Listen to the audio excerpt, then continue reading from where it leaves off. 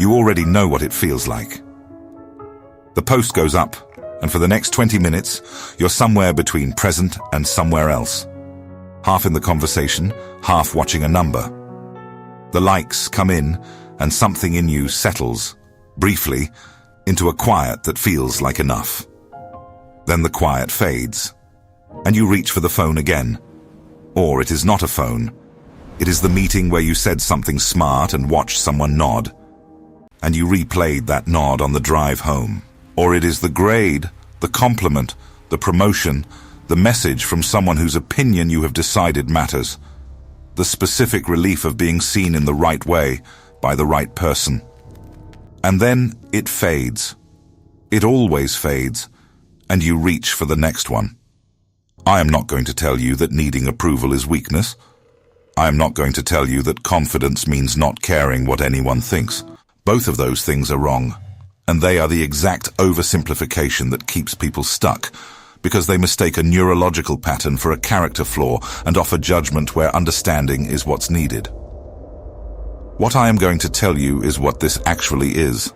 Not vanity, not generic insecurity, not something a better morning routine will fix. It is a learned survival response.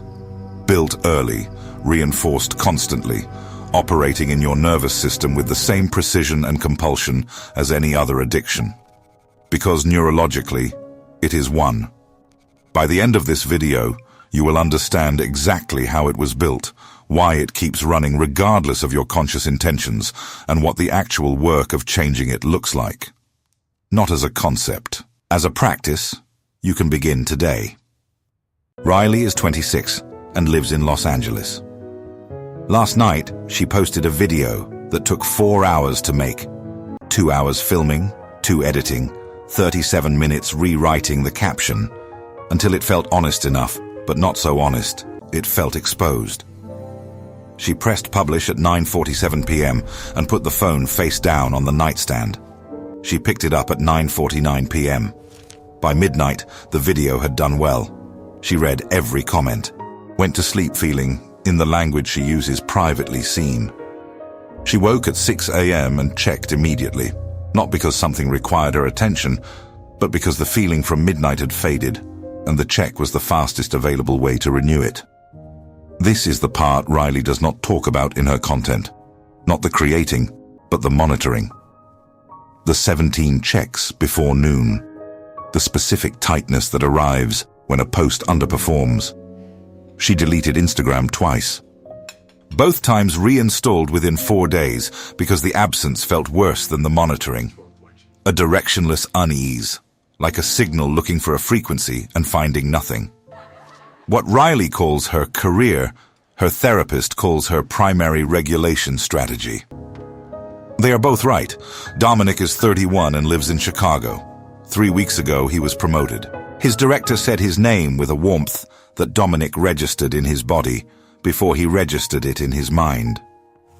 By Thursday, it was gone. Not the title, the feeling. By Thursday, he was already calculating what the next achievement would need to be, already feeling the familiar low hum of insufficiency that the promotion had temporarily silenced. He mentioned this to a friend over drinks. The friend said, "That's just ambition, man."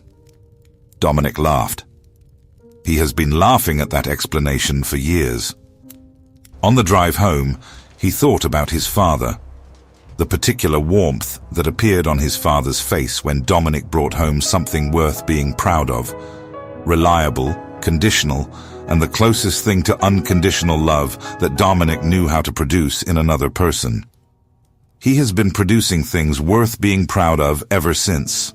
Each one buying approximately 48 hours before the account empties and production must resume. He has never spent 48 consecutive hours not working toward the next thing. He has never had to find out what the silence would feel like if he stopped. Maya is 24 and lives in Miami. Last Tuesday, her mother called to ask how school was going. Maya was exhausted. 30 hours of studying, 2 failed practice exams, a day that produced nothing visible to show for itself. She told her mother everything was going great, not to lie.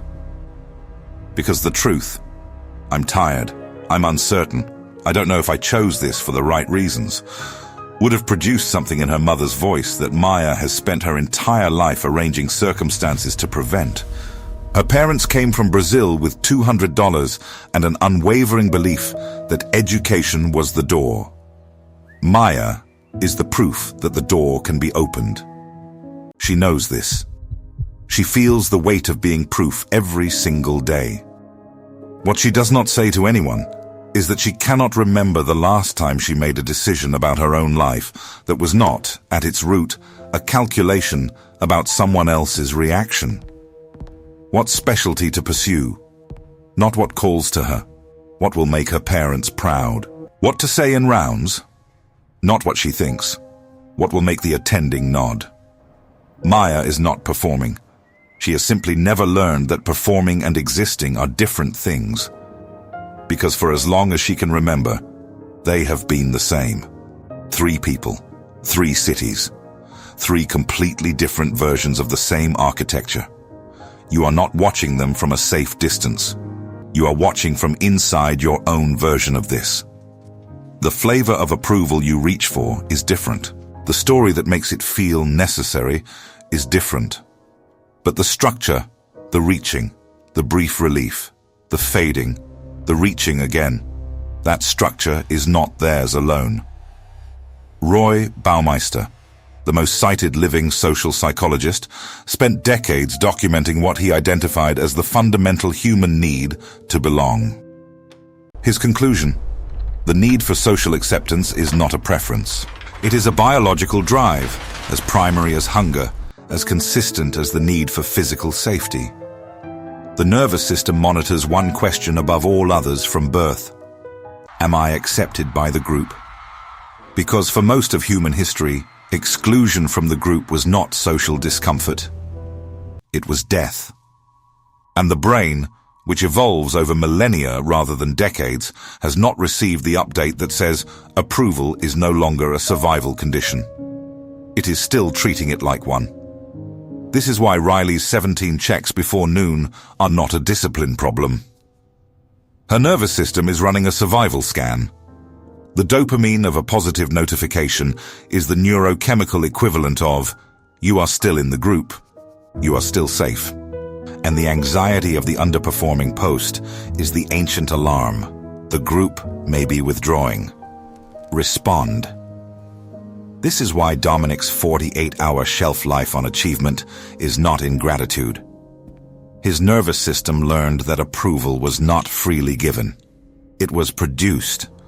Produced things have expiration dates. When production stops, the alarm fires. He is not ambitious in the way his friend described. He is managing a threat signal that has been running since he was 9 years old. Gabor Mate, a physician and trauma researcher, offers the framework that makes all of this fully visible.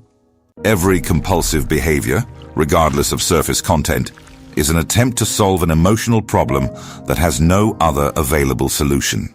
The phone check, the achievement, the performance of competence in a hospital rotation. All of them answers to the same question: how do I make this feeling stop? The feeling, in every case, is some variant of, I am not safe, I am not enough, I am not certain I am wanted here. Maya learned that feeling before she learned to name it. Not because her parents were wrong to believe what they believed, but because in that household, the equation was clear. Your value is what you produce. Your belonging is conditional on your performance. The way to keep the love safe is to keep the performance visible. She has been performing ever since, not from choice, from the absence of any learned alternative.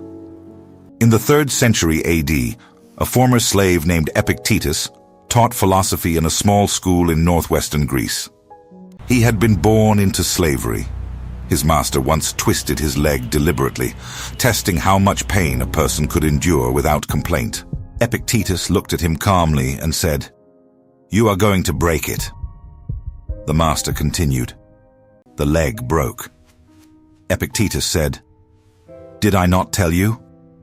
He was eventually freed and became one of the most influential philosophers in Western history. What he taught was built on one distinction. Some things are within our power. Everything else is not. What is within our power is limited to one domain: our own judgments, our own responses, our own chosen values. Everything outside that, other people's opinions, their approval, their reactions, is simply not ours to control. Spending the energy of a life trying to control what was never controllable is not ambition. It is the definition of suffering. Riley has built an entire identity around something she cannot control: the response of strangers to content she makes at midnight. Dominic has structured his existence around the temporary approval of people who will retire and be replaced. Maya has chosen her life's direction based on an expression on her mother's face that belongs entirely to her mother, and says nothing reliable about Maya's actual path. None of them are weak for doing this. All of them were taught to do exactly this by environments that had no other language for love. Epictetus did not say, "Stop wanting to be loved."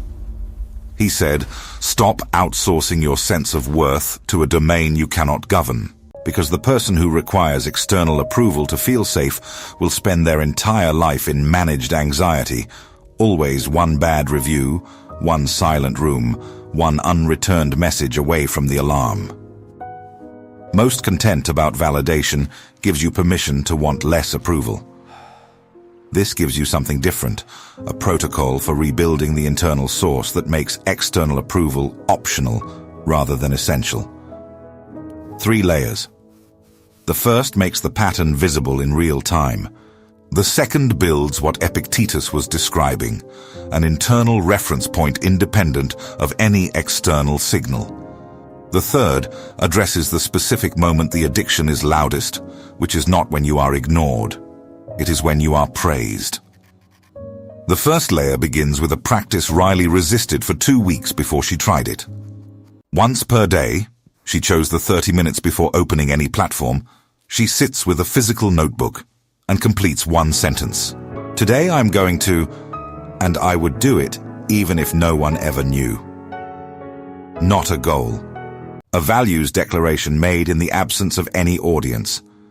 The execution is genuinely difficult, because for people whose sense of self has been calibrated to external response, the question of what they would do if no one were watching produces, at first, a specific blankness.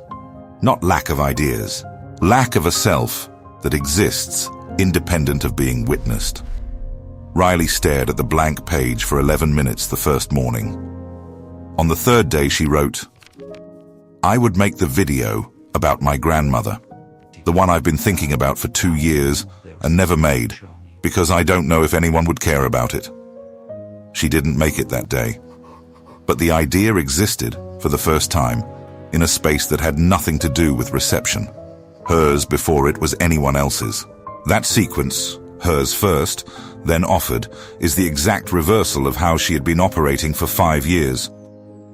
Alongside this, once per week, Dominic conducts a source audit.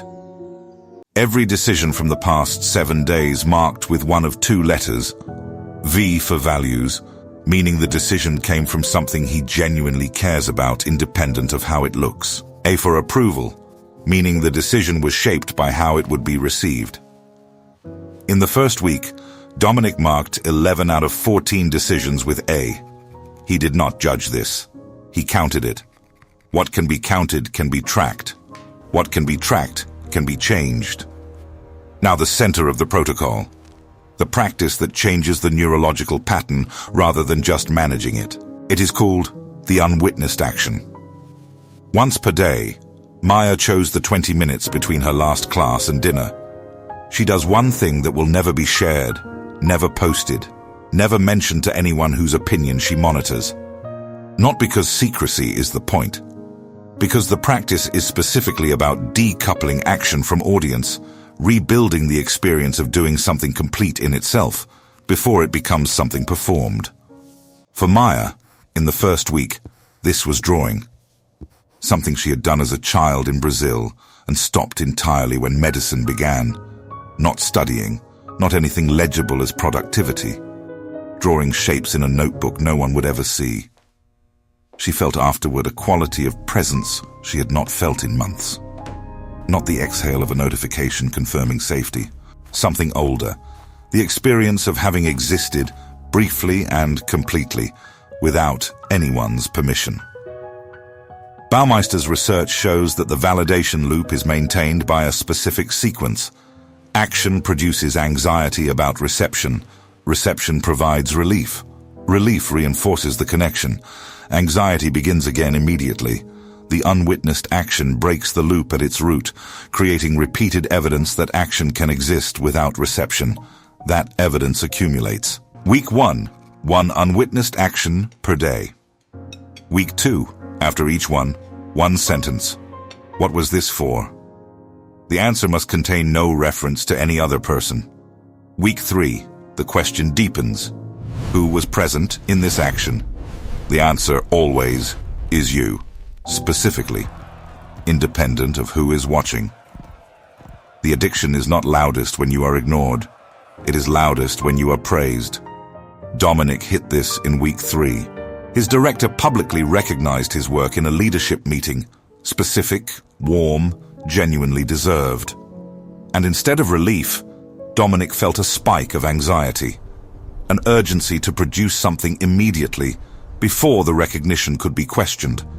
He recognized it only because he had been writing the source audit for 3 weeks. The praise had not satisfied the alarm, it had escalated it, because the alarm is not looking for confirmation that you are enough. It is looking for certainty, and certainty is the one thing external approval can never provide. Every praise contains the implicit possibility of its withdrawal. The nervous system, treating approval as survival, responds with the only strategy it knows. More production. Faster. Before the window closes. The technique for that moment is 1 sentence, written before the escalation executes. I am enough before this and after this. Not a belief to be performed. A stake in the ground. Repeated until the prefrontal cortex has a competing signal strong enough to arrive before the alarm does. That is how neurological patterns change, not through insight, through repetition of a different response. If this is landing as recognition, subscribe to this channel. What comes next goes further into this territory, and based on what you've stayed with today, you'll want to be there. Riley made the video about her grandmother. It took 3 weeks after writing the sentence in the notebook. She filmed it on a Sunday afternoon in the kitchen where she grew up. She edited it without checking her other metrics. She posted it at 2 p.m. on a Wednesday. Not a strategically optimal time, not a day she'd planned for reach. It was the most watched video she had ever made. She did not find out until the following morning, because the night she posted it, for the first time in 5 years, she put the phone down and did not pick it up until she was ready. Not because she had stopped caring, because the video existed as hers before it existed as anyone else's. And that sequence changed what the response meant. Information rather than verdict. Welcome rather than necessary. Dominic stopped working on Sundays. 6 Sundays so far. The first 2 were uncomfortable. The hum arrived Saturday evening and didn't leave until Monday. He sat with it, named it, did not produce anything to silence it. By the 4th Sunday, something had shifted. Not the hum. The hum was still there. But he had enough evidence now that it was survivable, that the silence contained something other than the absence of approval.